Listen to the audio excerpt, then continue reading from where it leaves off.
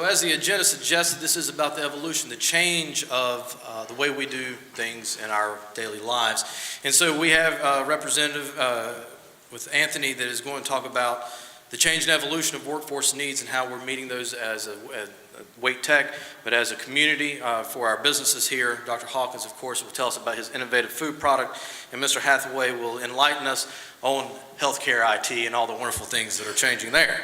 So we'll start off with Mr. Kaysen. If you will, tell us a little bit about Wake Tech, the types of support that you all provide industries in the areas and the programs that you have to help companies meet their growing talent needs.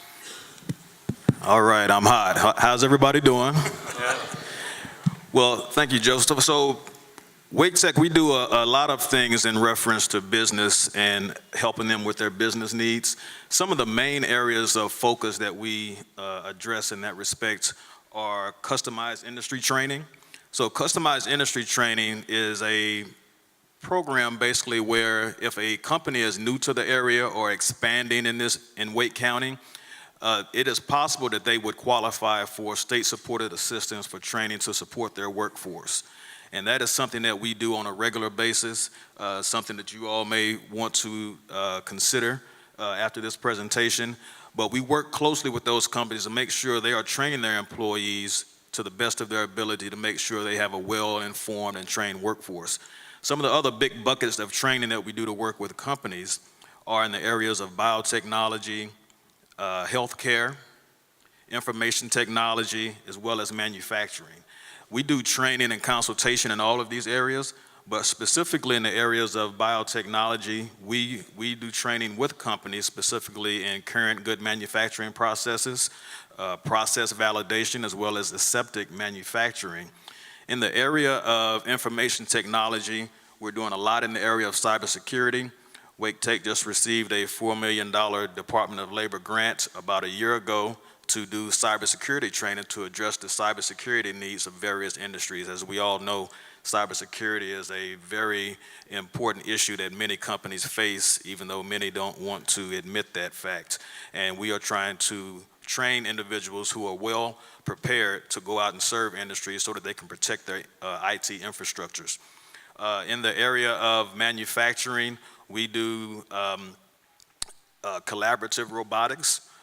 We are recently a recent recipient of an robotic arm, complements of ABB, so we could do training in this field so the individuals in the manufacturing field have more skills, because we all know that manufacturing is not the manufacturing of old. You do need a much higher technological skill set. So we are doing things in terms of the collaborative robotics, automation controls as well, to help provide well-trained employees for the manufacturing industry. And then, of course, in healthcare, we all know Wake Tech has a very successful nursing program, but we also do things like medical coding, medical terminology, electronic health records, providing a skilled workforce for those employees. And a lot of things that we like to do to help companies in particular is we like to meet with them to determine specifically what their needs are so that we can develop and customize a training program so that they are getting the type of employee that they are really looking for. We try to not give them something off the shelf that is not appropriate, but meeting with them and developing a program to give them that pipeline of skilled employees is what we really target. So those are our big buckets that we work for and helping with and working with businesses. Excellent. And I know that we have taken advantage of some of those buckets. And for some of you that attended the Pergo tour last year during the bus tour, got to see how advanced modern manufacturing really is, that clean, higher tech type operation that has been in the past. Improved Nature, a great company. We issued a press release not too long ago about you all beginning your operations here in Garner. And I don't believe there's anyone that is more excited about that than yourself, Dr. Hawkins. So if you will, please tell us about Improved Nature and how you all see that product beginning to change the way people eat. Well, thank you, Joe, and thanks for inviting me here today. And yeah, I'm pretty excited about this kind of thing. And I always tell people, it sounds like I'm in a beauty pageant when you say, what would you like to see in world peace? Well, what we're trying to look at is how do you feed 10 billion people by the year 2050? And the number one nutrient that's going to be deficient is protein. So how do you feed them quality protein when we're not making any more cultivable land? Land is, is pretty well defined. But the main problem is how do you control the water and how do you become more efficient, more sustainable? There's that key word you hear a lot about, being sustainable. And so we looked at this problem years ago and decided if you could produce protein, quality protein in an efficient way. And that's what Improved Nature is all about. It takes right now, to make 1 pound of pork, it takes 5 pounds of soy meal. So you're feeding them 5 pounds of soy meal and you're producing 1 pound of meat for people to consume. At Improved Nature, we're taking 1 pound of soy protein concentrate and we're turning it into 5 pounds of the same product. So instead of dividing, we're multiplying. We are 20 times more efficient in producing protein that is in a form that is identical to what you're consuming today. What we're doing at Improved Nature, we're taking plant protein, turning them into fibers, and we're forming those fibers into strips, nuggets, cutlets, and fillets that has the same texture as meat, same eating qualities, the same protein level, and the same satisfaction that you would find in eating meat. So we are producing those analogs there in Improved Nature. Excellent. Something similar to what we had for lunch. We can do that. I sound like Watson. Yes, we can do that. There you go, Neil. That's And what we're we'll doing have it for here in lunch Garner. next year. We're doing it in Garner. Soybean-based chicken sandwich. That would be fantastic. All right. Healthcare is is in the newspaper a lot these days. It's things continue to change at Washington and the rising cost of it, and nowhere is that more important than the IT side of the fence in medical. So, Stephen, tell us a little bit about how Konica Minolta is planning for the future of IT and healthcare in IT. Sure. Thank you. Sorry, most of the time they're trying to keep microphones away from me, so this is great. So Konica Minolta Healthcare Americas is committed primarily to medical diagnostic primary imaging, which is really focused around X-ray, ultrasound, and terminology we call healthcare IT, which is really software that engages all aspects of the imaging process to allow from the initial patient walking in the door, scheduling, to the end part of the process where the image is being captured, to the image is being stored, it's being looked at a radiologist, and the reports are being made, and you're being given a diagnosis. So the software is the major part, or what we refer to as healthcare IT. And that's what Konica Minolta is really specialized in developing the future platform for not just America's region, but the globe. We've revolutionized the arena with a product called EXA. What it does is it reduces the demand on the IT infrastructure. Everything is done on a server-side rendering, where before you have to go to a device and bring up these images. It's all done on the server side, and it's presented on an image on a device such as a workstation. So everything is done quicker. It's done anywhere. It's device agnostic. It can be done on any device, anywhere that has an internet connection. So what it really does is it promotes teleradiology, which is one of the largest spaces out there in the medical healthcare practice today. So in rural areas that may not have access to specialty doctors, our software allows the image to be sent to a specialty radiologist, maybe in New York City, maybe halfway around the world. They can make a diagnosis, send that back to your local doctor, and they come in and can give you a diagnosis. So that's kind of where we play in that space and kind of the future of healthcare. Sure. And I know that there was a chamber member or services came out where you can go on and go to the doctor on your cell phone. That's a lot of what you're seeing today. And you're absolutely correct. There are pilot programs all over Eastern North Carolina about connecting rural poor to physicians around the world. So you can be diagnosed with something without even stepping into an office. Anthony, we talk about these great things that are going on in IT, the food space, all around us here in the Triangle, not just Garner, but more in than just the general area. A huge influx of new people, new companies are starting every day. What are some of the biggest talent gaps that you all are seeing here in this area, and kind of how is Wake Tech partnering with those companies to meet those talent gaps? Well, Joe, the big talent gaps are really those primary areas I just mentioned: the biotechnology, the manufacturing, the IT, the healthcare. course, across the board, you're going to see some gaps and some needs by businesses, but those are our biggest ones that we look at because those are the ones screaming the loudest about what they need and the lack of qualified employees. So once again, we get with companies. My favorite example is not in one of those buckets, but it is in hospitality. So it's my favorite example that we have a hospitality program. This is an example of how the process would work, is that we have individuals who represent various hotels in Wake County serve on our advisory board, and we sat down with them and constructed a curriculum that would meet their needs because they are a high turnover industry. And so they had an issue of high turnover, high training costs, getting people, bringing them in and training them, and then they don't stay long. So we sat down with them a few years ago, crafted a program to meet the specific needs that they were looking for. And the good part about it is that it is about a 200-hour program training individuals just how to operate at a hotel in a variety of capacities, not just front desk, but front desk, catering, customer service, and bringing them through, even doing some bartending. So bring them through, and upon successful completion, right before the end of the program, area hotels would come in, bring members of either management or HR, and conduct interviews with those students and see who met their criteria. And many of those students are hired either right before the program is over or immediately after that program. The good part about it is that the employer knows the quality of that student because they had some say in that curriculum, and they know the level of quality of that instruction that that student is receiving. And for them, it has resulted in less turnover, much lower training costs, and that program has seen as high as a 75% job placement rate.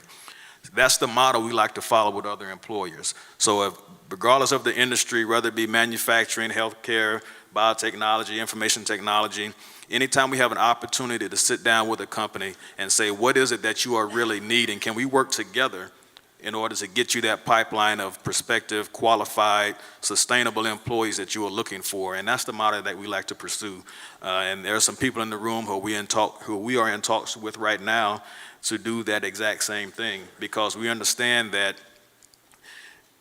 this issue is not getting better, it's only getting worse, particularly as Wake County continues to grow significantly. So what can we do to stave that by making sure we have a steady, qualified pipeline of prospective employees? And that's the approach we like to take. Sure. Mm-hmm. And you know, one of the unfortunate things about a low unemployment rate is that it shrinks the labor pool. So as you continue to hear the news, the great news about people finding jobs, it also makes those employers that need people that much more anxious too. So. And that's true. In Wake County, I mean, last time I checked, I think the unemployment rate is about 3.6%, somewhere around there. But, you know, 3.6% of 1 million people in Wake County is still a sizable number if you compare that to other smaller counties. But the point is well taken that the smaller that is, the less available pool that you have to work with, yes. Absolutely. Well, I know that we have some NC State fans and Duke fans and UNC Chapel Hill fans in the room. And so, Rody, I don't want to get you in too much trouble, but I'm going to ask you about the importance of educational partnerships. And I know that you all have a special relationship with NC State and other universities and institutions. But explain to the audience and myself the importance of those relationships. How does Improved Nature use those to leverage your talent and your pipeline for new employees, and what it has, what difference did it make in getting you to where you are today? Well, yes, I guess NC State, because it is the Ag Life school here, the connection between us and three of my partners are very, very close. We are considered friends of NC State, and we use them quite often for support. But one thing about NC State, their food science department is top 5 in the country, and that would be almost top 5 in the world. They will tell you they're number 1. But I can easily convince people they're in the top. They're anywhere in the country, they'll tell you they're in the top 5, but they'll tell you they're number 1. But we have we guest lecture for classes over there at times in certain areas, and so we have a very close relationship. That is one of the big benefits about being here in North Carolina. They are very is very good in the food industry. You have those resources there that you can go for. If you're missing something, you need it, you have it right here. And NC State is that place. But also, what he's talking about, IT technology, I mean, that is, the equipment we're working with today is not like, you just look at your car today. I could fix everything on a car. Now you got to have a computer just to figure out what's going on in your car. And that's what in industrial equipment and the manufacturing industry is the same way. You have to have that understanding of information technologies in order to run the equipment that we're running today. So it's not a matter of what you want to do, it's how you have to program the equipment to do what you need it to do. But let me just tell you, I think there's one other thing that I'm seeing that's missing and I think that's something Wake Tech can do a lot more about is that just being able for communication, being able to get up and talk and actually communicate with people. And I think we're really good at texting and that, but the generation I'm seeing now, a lot of them have a hard time just having a conversation and working in the workforce. So those communication skills. And even I had to learn that even in college. They made you take a class where you had to get up in front of people and actually present your paper. And I remember the first time I did that, it was a very, very scary experience. But some people think, well, I'm just not made for that. No, it's a learned technique. You can be trained to do that, and we need more and more of that in the community. Sure, soft skills are very important. Yes. That's something as we visit companies here in Garner, I'm sure all over this area, that you continue to find more people in video games and texting and things like that. They're not necessarily communicating face to face like they used to. And so you're in IT, right? It's all y'all's fault, right? People aren't talking to one another like they used to. No longer sitting on their front porches, right? I'll text you a response. I appreciate that, right? Tweet it. That'd be even better. We've been talking about talent. Talent's important, whether it's in food processing or technology companies or anything in between. So how has Conica Minolta been able to source the talent they need? I was talking with Tim Stevens and Martin back in the back before this panel about there are tech companies here and innovative companies in Garner that do wonderful and incredible things. Yet whenever you think about tech and innovation, you think about Raleigh and Cary and Morrisville and Durham. There's wonderful things going on here in Garner. So tell us the importance and really why Conica is here in Garner and how you all have been able to handle your talent needs in our community. Sure, thanks. Talent is probably one of the most critical pieces to what we do. Being able to get a sufficient pipeline of experienced software developers, software programmers, software engineers, software QA testers that are current in the new languages is a large challenge in the area because there is a lot of competition. It is becoming a high-tech sector in the area.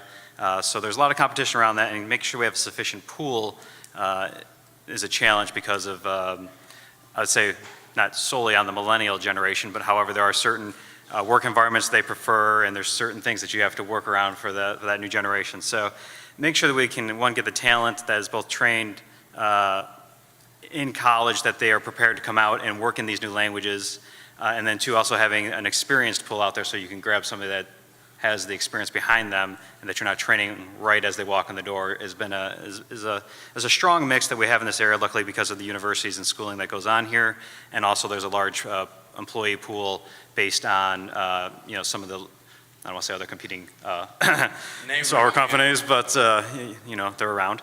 So for us, we've been fortunate. We've partnered with a lot of recruiting agencies. We have our own recruiting arm as well. We've posted some different positions with different local universities to try to draw from the local community as much as possible.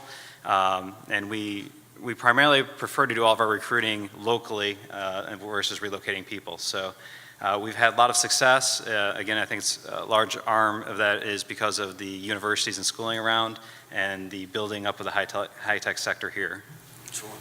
Well, you got 12 universities and colleges within a 30-minute drive. Right? Yep. Over 100,000 students, college students, both undergrad and graduate degrees, right here within 30 minutes. That's excellent. There's a couple development things we've been working on, is also getting some, working some partnerships with some schools to get some internships, get students involved early into the technologies that are out there, so that later on that they may be presented a path that they like to follow. So there's still some work to be done. Are you talking to Wake Tech on that? Right after this. All right, all right. You got Wake County Public School Board here, and Wake Tech, certainly we can Yep. figure something out between the two. Yep.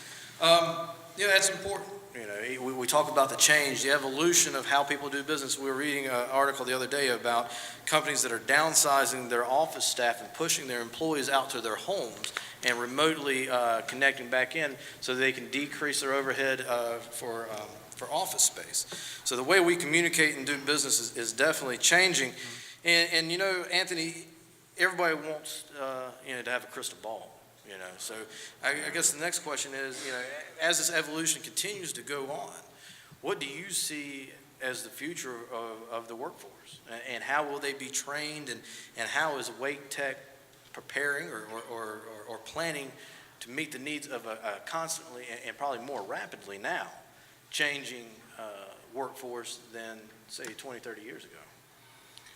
Well, I think one of the biggest things, of course, is the advent of technology, and as Rhodey was alluding to, technology has impacted so much that the future of the workforce is going to involve individuals constantly training, learning about technology, because the way you did a job before, the job may not change, but the way that you do it may change. Manufacturing is a prime example. It's a lot less hands-on than it used to be, but as the panel said, you have to be familiar with how to operate technology. And the technology changes at such a rapid pace that if you do not stay current with it, then you're going to fall behind. The individual falls behind, the company falls behind, and the industry keeps moving ahead. So the future of that, as I see it, is making sure that individuals realize and understand that if you do not continue to receive training and stay current with what the industries are looking for, is going to be very critical.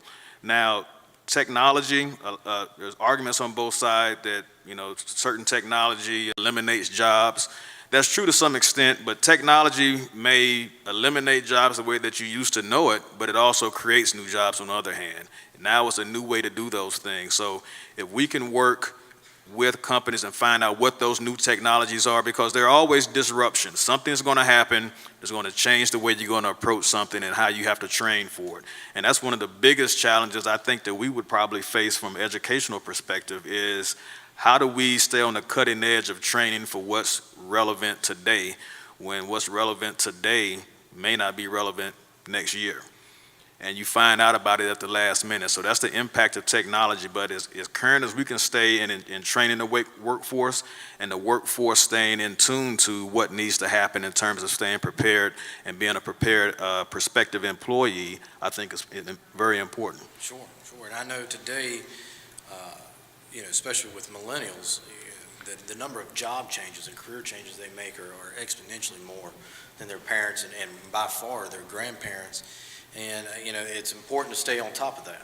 Correct. Absolutely. So, Rhodey, getting back to you, kind of the same question as it relates to the future. This past week you started operations at the plant, correct? And many of the folks that were on the bus tour got to see the plant today as we passed by it. Certainly it looks a little bit different than the Winn-Dixie that was there in the 1960s. I don't know if you want to tell us a little bit about renovating an older building, but, what do you see as the future for Improved Nature? How do you see the future for your product and really the industry as a whole? The entire food, the way we eat, has changed. We were talking about that earlier. The way we eat simply has changed. The options, the availability of it, the quickness of it. You can get on Amazon now and order, food to your door with a click of a button. So how do you foresee the food industry changing, and how is your product going to lead the way? You asked me like 6 questions. I asked you a few, yeah. I just want to give you plenty of material. I'm trying to remember which one, but my wife likes this HGTV show, Fixer Upper. That's what we did. We did a Fixer Upper, And always in that show, if you ever watch it, they run across something, oh, we didn't expect to see this. Well, we ran across that 3 times in that building. But it's done, it's up and it's functional, and we addressed all those, those crises as they came up as far as fixing the building, and it's functional, it's very functional for what we want to do here in Garner. And you ask about the future of food. It is here in Garner because there's no other place in the world that's going to be doing what we're doing here in Garner. So this is the one of a kind. This is the first prototype. This is the plant. And to give you an idea of what we're doing here and how special this is, there are 3 major soy producers in the world, and they are Cargill, ADM, and DuPont Soleil. And they control that particular soybean market in producing feeds as well as soy technology. And they've been working on trying to figure out how to do this for years. What we're doing here in Garner is that we're actually taking the products that were developed from animal agriculture, basically feeding animals, as well as genetic engineering and the growth of soybeans. We're non-GMO here, but soybean, that technology that's driven that price to a price point, and we are taking that and we're converting it into meat without an animal. And that's what we're doing here in Garner. So now, I'm a meat scientist. I'm not trying to replace the meat industry, and I'm not trying to, everybody go vegan here. In fact, on the contrary, we're trying to supplement the food industry and actually the food for around the world. So we're not making products that are going to be shipped down the road where we can do that, but we're actually making products going to be shipped all over the world, from right out of Garner, North Carolina. So that's what's happening here in Garner.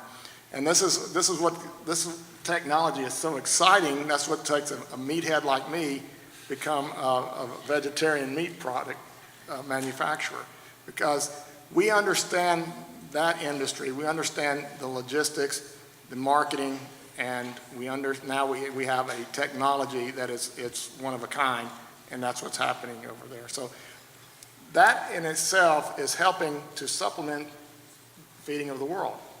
And if you think that you have strife in the world right now, just think about it when people start becoming hungry. As the population grows and people are hungry, then that's where a lot of conflict will start happening.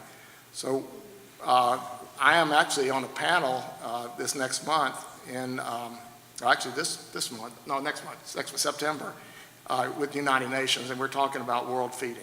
So this technology, because it is a shelf-stable product, can be shipped all over the world. So what we're making is not only can replicate that Chick-fil-A sandwich, we can now ship it wherever we need that to be. And one more thing about how special this is, our process is not necessarily just tied into soy protein.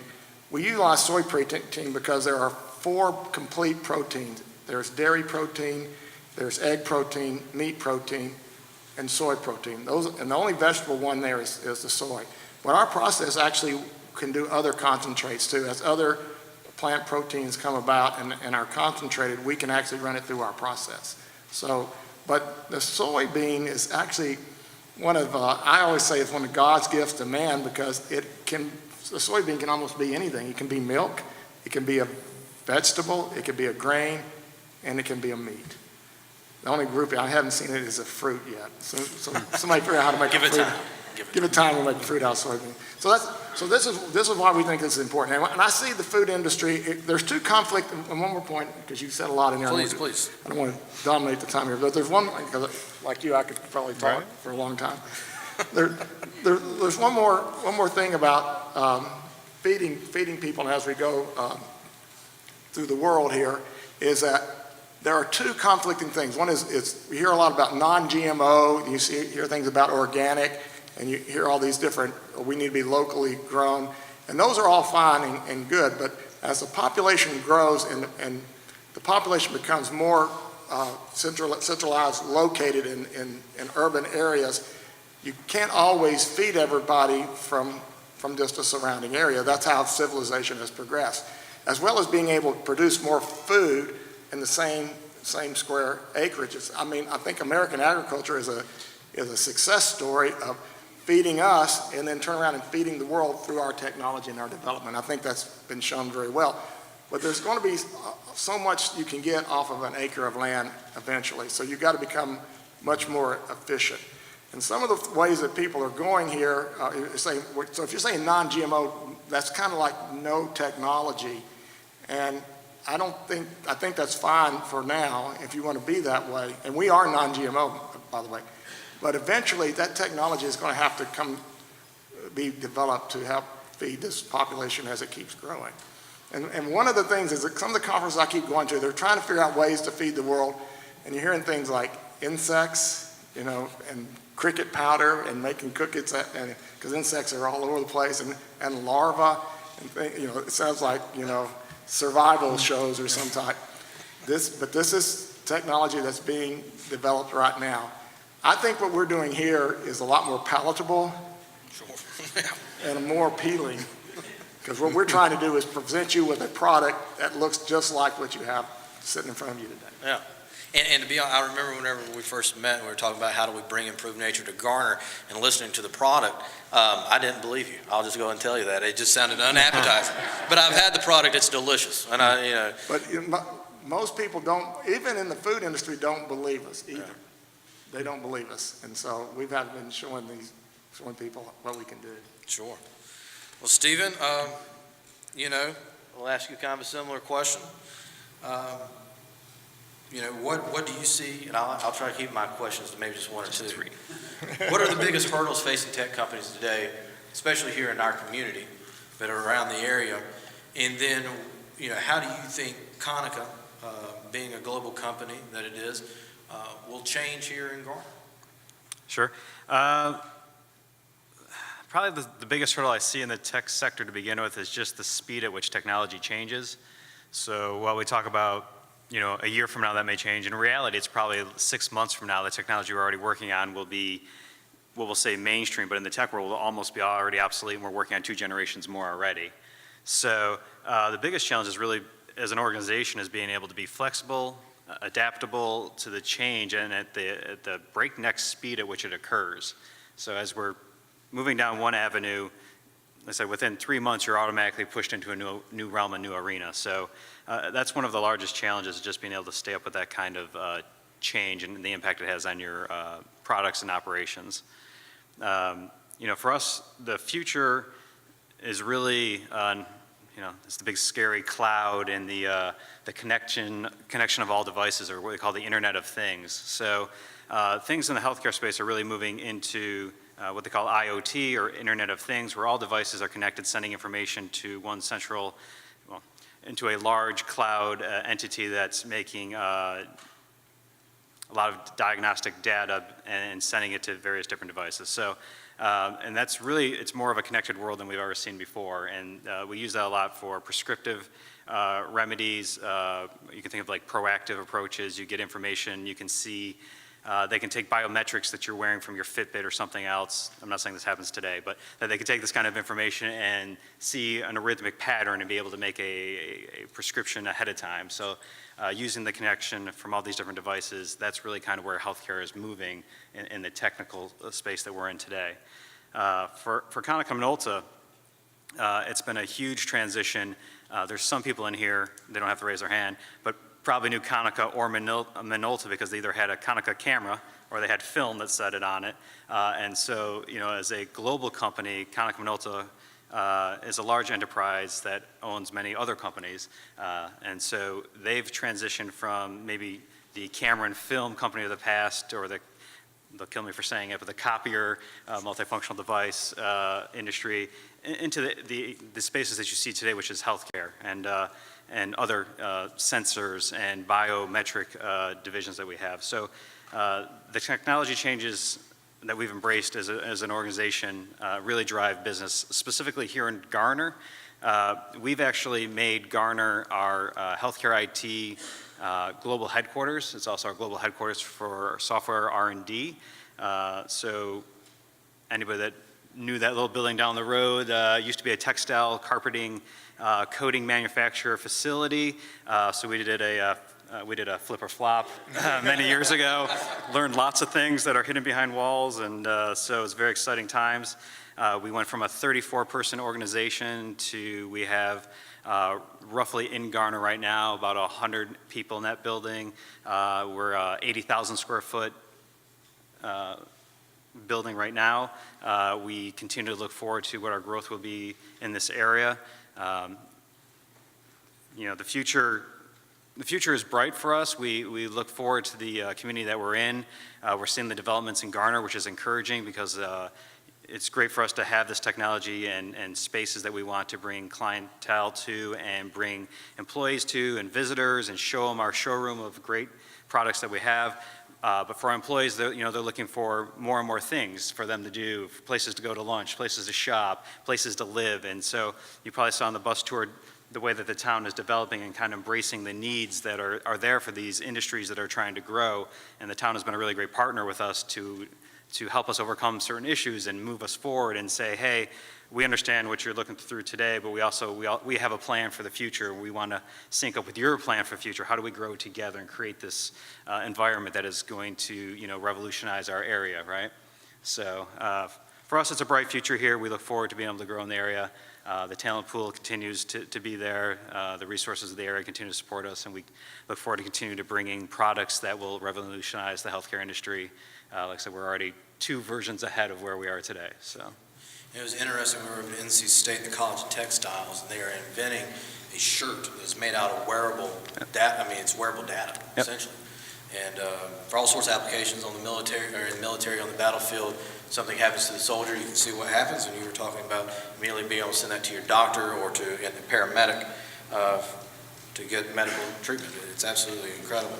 Dr. Hawkins, I meant to ask you this, and I forgot to, so I'll ask it now. Why did you come to Garner? Other than the great job of economic development and luring you here. Joe, because you were here. And paving the way for you. Why did you come to Garner? I chose to, actually, I've been in Garner since 1988. And came to work at Goodmark Foods on Jones Sausage Road, ran R&D for 15 years over there. And then when I left in 2002, we started just working, my group started working with different food companies from all over the world. And we worked for over 100 different food companies doing different technologies.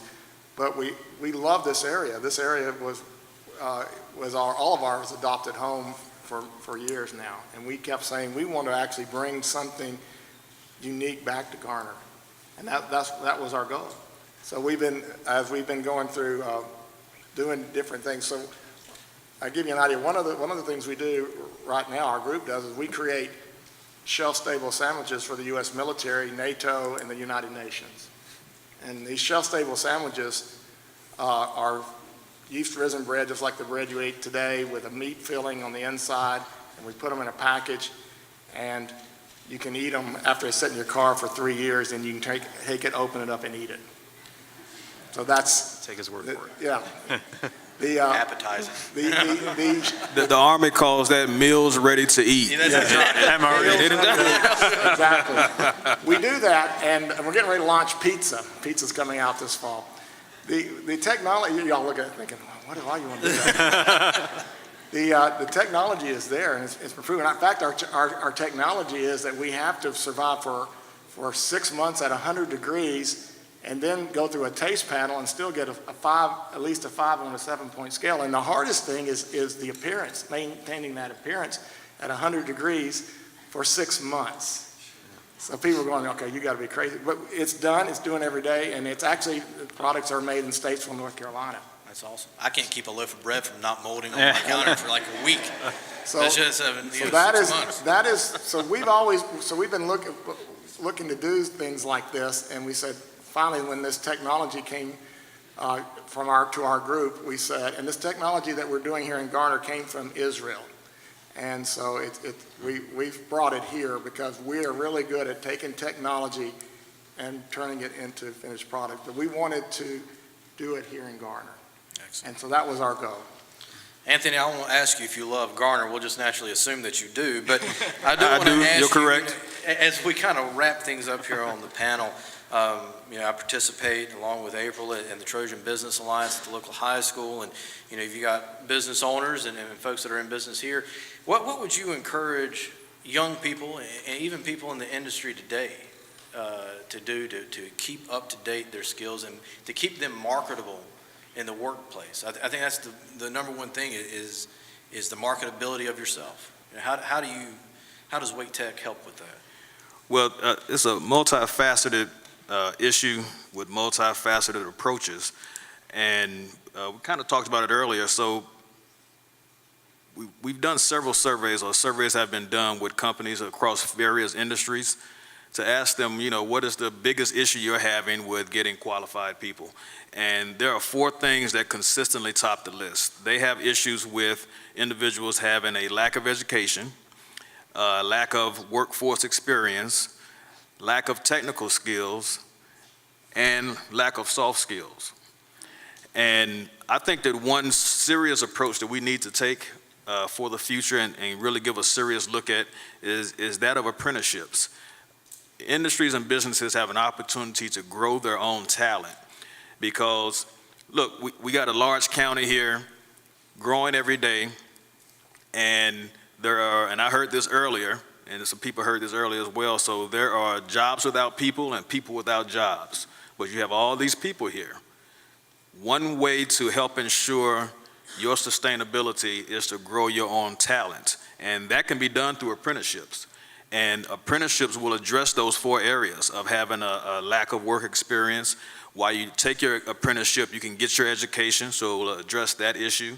It will address that of a lack of soft skills, because that's something they can learn on the job while working with others. And of course, the technical skill aspect. If you are in an apprenticeship, that employer is working with you over the course of 2 or 3 years to get you those technical skills that you need. So I think we need to take that approach as one way to handle this for the future of growing our own personnel, because if you just want to select someone and then they don't have those skill sets, they don't have any of those 4 things, what are you supposed to do? Now you're going on to the next person. So I think taking that approach of growing your own personnel is an excellent way to look at it for the future, because those top 4 things are not going to change anytime soon.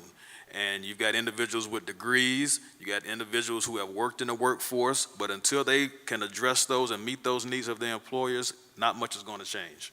So I think that's what needs to be done. Real quick, tell the audience about NC TAP. We have one company here in Garner that is participating in NC TAP.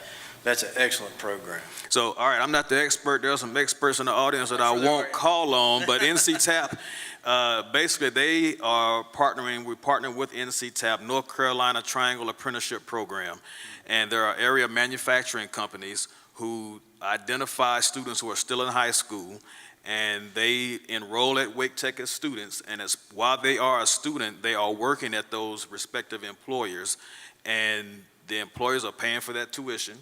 And once they complete that apprenticeship, if they complete that apprenticeship successfully, then they automatically have a job. They get a job, they're well trained, and they don't have any debt. And studies have shown that individuals who go through apprenticeships tend to have more loyalty to the companies that they have been apprenticing with.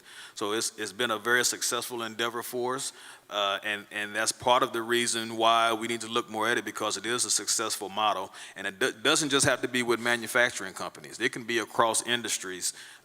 Most industries can establish an apprenticeship program. It's going to take some upfront work, getting registered as a registered apprentice, but it can be done, and I think it serves as a good example that can solve some of the workplace issues as we go forward, because we have a very educated and talented workforce here in Wake County.